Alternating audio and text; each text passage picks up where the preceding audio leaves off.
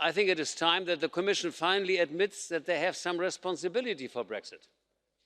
Britain was always in favour of subsidiarity, of decentralisation, of competitiveness, and Brussels has continuously violated these principles. So it is like a country joining a football club and you decided to play golf or hockey. So finally, who has left really whom? Thirdly, I think from a business perspective, we have to recognise that Brexit is not only a disaster for Britain, it is also a disaster for the European Union. Let's face it, Britain is today the largest single customer of the European Union. And Britain leaving is the equivalent of 19 countries, smaller and medium-sized countries, leaving at the same time. So let's also recognise that Britain has been in this House always the advocate for freedom, for self-responsibility, for competitiveness. And without Britain in the European Union, I tell you, this European Union will remain uncompetitive as compared to other regions like North America, Asia, China, Japan, Southeast Asia, and so on. Thank you, Mr. President. I'm very much hoping, after nearly 20 years, that this is my penultimate speech in this Parliament, and that I won't be coming back here again in July. And I'm sure many of you here would share that sentiment. Mr. Barnier, I told you that treaty wouldn't go through the House of Commons. You didn't believe me. It's been rejected. I think you pushed your luck too far. You asked for too much, and this morning you find yourself short of £39 billion. So I'm sure you're feeling a bit sore about that. But don't worry, help is at hand, because the House of Commons today will do, I'm sure, their utmost to betray the Brexit vote. They're even going to vote against what Article 50 said, which is, of course, that we leave on the 29th of March with or without a deal. And I have to say, I think the gap now between our political class in the UK and public opinion is a gaping chasm, because be in no doubt, public opinion is hardening. There is a greater sense of unity in the country than I've seen for some years. We simply want to leave, and that applies to many who voted Remain as well, because they respect the very principle of democracy. And we've had enough. We've seen the snarling anger towards our country of Mr. Verhofstadt, the bureaucratic intransigence of Mr. Barnier, the constant stream of insults that come from Mr. Tusk, and we're of one mind. We don't want to be governed by you. We want to govern ourselves. Now, I'm sure the next instalment of this will be the British Prime Minister next Thursday going to the European Summit in Brussels, another humiliating display where she begs for an extension to Article 50. Well, I've got a solution to all of this. What I heard you, Mr. Barnier, this morning say that if this treaty, if this withdrawal agreement gets passed, the next phase of negotiations could last for up to 4 years. I thought, enough. We don't want to waste 4 more years of our life, 4 more years of agony. And you don't want to waste another 4 years. You've got your plan. You want a United States of Europe. You want your army. You want everyone to join the euro. You want to get rid of the nation states. We are just a damned nuisance. And add to that, as Mr. Verhofstadt said, the European elections. You don't want me coming back here or hordes of Eurosceptics coming back here. So there is a simple solution, and that is that the British request to extend is vetoed at that European summit. We leave on March the 29th. Most of the preparations have been done. Even if there are a few short-term bumps in the road, we leave, and both you and we can get on with the rest of our lives. That is the only neat solution ahead of us. I come to the conclusion that there is very, very broad support in this Parliament for the way the Commission is negotiating on behalf of the European Union, its member states and this Parliament to try and reach an agreement with the United Kingdom on a withdrawal that would do as little harm as possible to both sides. Having listened to Mr. Farage and his colleagues, I sometimes wonder, has he gone to Sunderland and talked to the workers at the Nissan plant and said to them, it might cost you your job, but I will get my pipe dream of so-called sovereignty.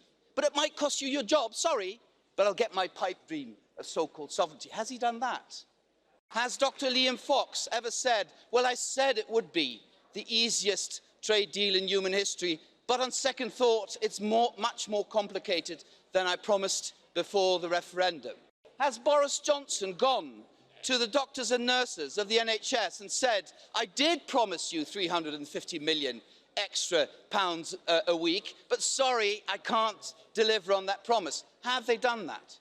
I think, frankly, that we would need, if we want to come out of this situation, a bit more modesty and honesty on all sides. I also believe I just refer to a report by the UK government published in November last year, where it said that if there's a no-deal Brexit, this would cost approximately 9.3% economic growth. Are you willing to pay that price? I asked the Brexiteers on this side. Are you willing to pay that price? Are you willing to sacrifice all those jobs for your pipe dream of so-called sovereignty? What is that sovereignty going to bring to you if you live that pipe dream? Freedom is essential. I always hear one. Do you understand? Do you know the number 16.1 million? I never hear it mentioned. I always hear 17.4 million. Yes, but 16.1 million are also British citizens who voted to stay. They haven't disappeared. Isn't the essence of European democracy that we also respect the position of minorities in our countries? And to be very clear, why does the Commission stand so firm for the integrity of the internal market? Why don't we simply say, let's have open borders? I give you one example. If for some reason the United Kingdom would decide to have a trade deal with the United States on their terms, and chlorinated chicken would be coming into the United Kingdom, and we would not be able to check that at a European border, then we would not be able to say to European citizens, we can't protect you against something you don't want. We could never do that.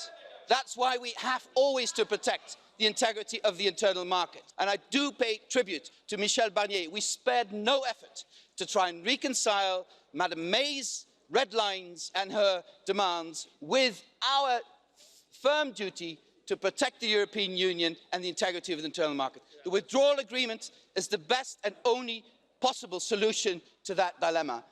But, Mr. Henkel, may I ask you to tell this to your own friends in your own group in the ECR, who are the main people for a Brexit for the moment. It's a little bit easy to give lessons to us here, and especially to me, and saying, yeah, you don't like Britain, the opposite is true, but not to be capable to convince your own people in your own group, and who are not there for the moment to applaud you, I see. Nobody is there. Secondly, the reality, Mr. Henkel, is the following. Those who started this whole Brexit, who is in fact an attempt of the Conservative Party, you're working with the Conservative Party, you know them very well. It was in fact an attempt to take back control, and that was the big slogan of the Brexiteers, and is still the big slogan of the Brexiteers. It seems to me that Britain seems to be spinning out of control instead of being back in control. And I think that the only reasonable way, Mr. Henkel, to solve this problem, and you didn't talk about that, unfortunately, is that there is cross-party cooperation in British politics the fastest as possible, a compromise, a common view between Labour and the Conservatives. How you want to solve an existential problem like Brexit if it is used by both parties to kill each other? For them, Brexit is a bullet in a weapon, and not an existential problem of a country and of a whole continent. And that's a shame. So and your appeal have to be in this plenary, not to attack one or other colleague, but to say to the British political class, start to make an agreement between the two big parties. And that brings me to the next question, extension. I don't want a long extension, I'd say you that very openly. An extension why we go beyond the European elections, and the European elections will be hijacked by the Brexiteers and by the whole Brexit issue. We will talk only about that and not about the real problems and the real reforms that we need in the European Union. And the only thing what we will do, we will give a new mandate to Mr. Farage. That's the only thing what we're going to do. That's exactly what he wants. Why he wants that? For two reasons. First of all, he can continue to have a salary that he can transfer to his offshore company. And the second thing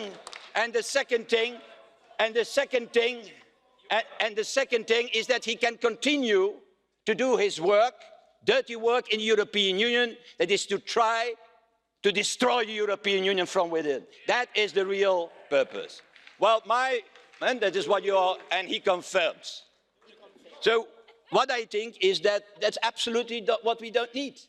What we need is now certainty from the House of Commons, from a majority in the House of Commons, as Mr. Henkel has also asked for. That is what we need. And so I'm against every extension, when an extension of 1 day, 1 week, even 24 hours, if it is not based on a clear opinion of the House of Commons for something, that we know what they want. Is it less ambitious than the deal? Okay, it is less ambitious than the deal. That's your opinion. If it is a customs union, it is a customs union. If it is the deal, it is the deal. If it is a Norway plus, it's a Norway plus. But please make up your mind in London, because this uncertainty cannot continue. Not for us, not for Britain, and certainly not for our citizens. Thank you, President. Per il gruppo Europa delle Nazioni della Libertà, la parola all'onorevole Batten. Now, Mrs. May be totally incompetent, but she is following a plan. Right from the start, the plan was to delay Brexit, impede Brexit, and finally to overturn Brexit. The whole leaving process has been built on false arguments. The principal one being that we cannot leave without the mythical good deal. Now, the deal is appallingly bad, and it has been rejected by the Commons, not because it was bad, but because it wasn't bad enough for them. Later today, Parliament will reject leaving on the so-called no-deal option, and on Thursday, it is likely to vote in favour of an extension of Article 50. But what for? Mr. Juncker has already told Her Majesty's government, like naughty schoolchildren, that there will be no third chance to renegotiate. In the UK, we have a government and a parliament that does not want to leave the European Union, and it intends to betray the democratic decision of the referendum. Now, Councillor Timmermans has expressed his exasperation with the UK in rejecting the EU's deal. Mr. Timmermans said that only the UK Parliament can give direction in this matter. But this is not so. The Council and Commission can give direction. When the Commons asks for an extension to Article 50, then you must reject it.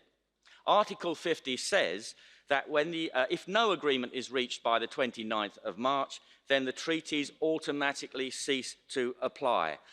Do nothing and ensure that the UK is ejected from the European Union on the 29th of March. Do yourselves a favour, do us a favour, and kick us out. Thank you, colleagues. This debate is running over on time, so I will have to be a little bit more strict with speakers. Mrs.